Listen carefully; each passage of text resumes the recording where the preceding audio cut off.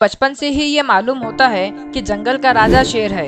पर क्या आपने कभी सोचा है कि सिर्फ शेर ही क्यों जंगल का राजा कहलाता है, जबकि इससे भी खतरनाक जीव जंगल में पाए जाते हैं, जिनमें सबसे पहला नाम बाघ का आता है।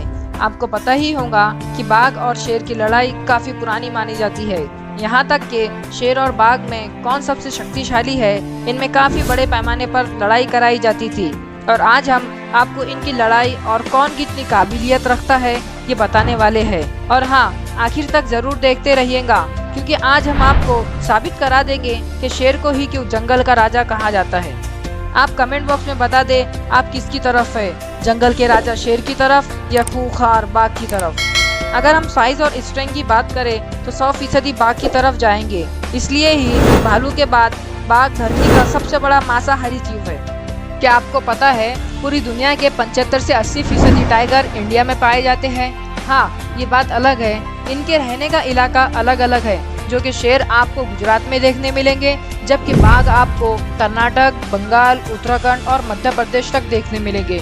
अगर हम इंडिया के टाइगर की बात करें तो इनका वजन औसतन 200 से 220 किलो तक रहता है। अब हम देखेंगे इनका मुकाबला। भारत में सबसे खतरनाक रॉयल बंगाल टाइगर का मुकाबला अफ्रीकन शेर से कराते हैं, क्योंकि अगर इन दोनों में लड़ाई होती है तो मुकाबले में मजा आएगा। अफ्रीकन शेर 8 फीट लंबा और 3.5 फीट से ज्यादा ऊंचाई के साथ 200 किलो से अधिक होता है, जबकि इंडिया के रॉयल बंगाल टाइगर की बात करें तो इनकी लंबाई 10 फीट और ऊंचाई लगभग 4.5 फीट होती है। वजन तो आपको बता दिए है, जो कि 220 किलो तक होता है। आपको बता दें कि शेर की छलांग 12 फीट होती है, जबकि बाघ की छलांग 15 फीट तक होती है। इनकी स्ट्राइकिंग स्ट्रेंथ की बात करें तो इसमें भी बाघ शेर से आगे है। स्ट्राइकिंग स्ट्रेंथ का मतलब है कि total mass multiply by speed. अब इतना कुछ बताने के बाद आप समझ गए होंगे कि रॉयल बंगाल टाइगर अफ्रीकन शेर को आसानी से मात दे देगा। अब देखते हैं इनकी अटैकिंग स्ट्रेटेजी।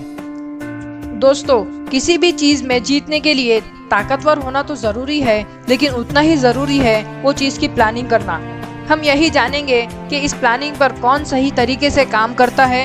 इतिहास यही बताता है कि जो इलाके में शेर रहता है वहाँ बाघ गलती से भी नहीं जाता।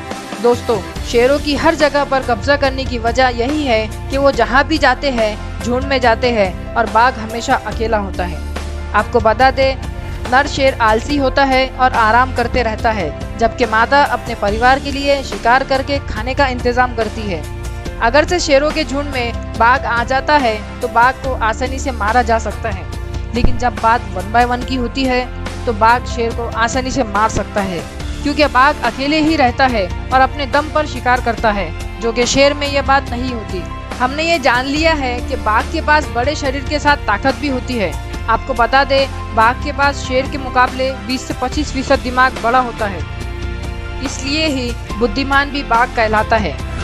पर आत्मरक्षा की बात करें तो शेर अव्वल नंबर पर आता है, क्योंकि शेर और बाघ गर्दन पर वार करके अपना शिकार करते हैं, तो शेर के पास गर्दन पर बाल होते हैं जो बाघ को यह गर्दन पकड़ने में काफी तकलीफ देते हैं।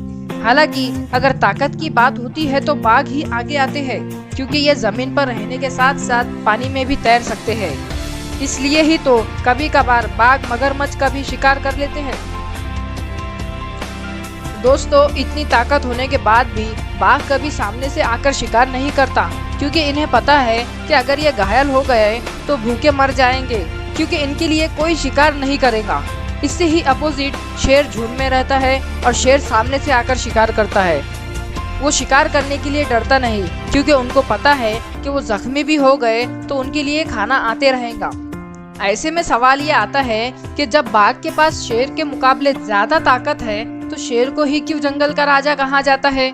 दोस्तों, शेर को राजा कहने के कुछ अपने कारण हैं। सबसे पहले शेर की दहाड़, जो कि शांत वातावरण में 10 किलोमीटर दूर तक सुनाई देती है, जबकि बाघ की दहाड़ सिर्फ 2 से 3 किलोमीटर तक सुनाई देती है।